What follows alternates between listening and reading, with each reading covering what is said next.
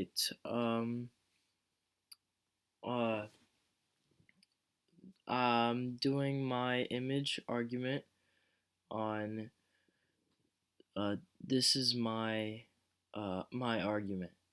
Racial minorities do not receive the same healthcare treatment as white people by Isaac Lopez. Um, I chose this first image because it shows healthcare workers in Washington in 2020. They're protesting because of racial health gaps. What are racial health gaps, you might ask? To put it simply, it's data showing that racial and ethnic minority groups throughout the United States experience higher rates of illness and death across a wide range of health conditions. Some of these include diabetes, hypertension, obesity, asthma, and heart disease.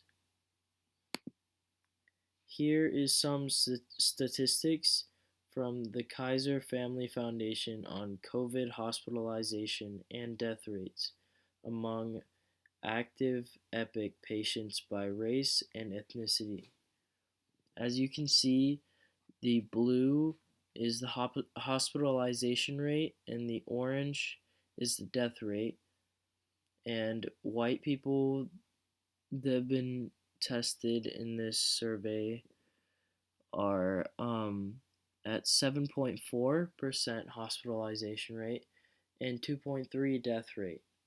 And then when we look at the black hospitalization rate, it's 24.6 and the death rate is doubled than the white people. Then we move over to Hispanics and they're leading in the hospitalization rate with 30.4 and still doubling the death rate of whites. And Asian is still more than whites. As we can see that um, the death rates and especially the hospitalization rates are higher for the black, Hispanic, and Asian communities. This is not a result of unhealthy cultural influences, but a direct result of racial discrimination in healthcare. This is a picture of Angela Anderson. She was a victim of racism in healthcare. One night, she was preparing for bed and noticed a pain in the right side of her chest and back. Angela described the pain as being so uncomfortable that she couldn't sit or lay down. Somehow she made it through the night and went to her nearest urgent care in the morning. Because of her chest pain and shortness in breath, they told her to wait in her car. But after she waited for an entire hour without being seen, she was told to go to a different urgent care.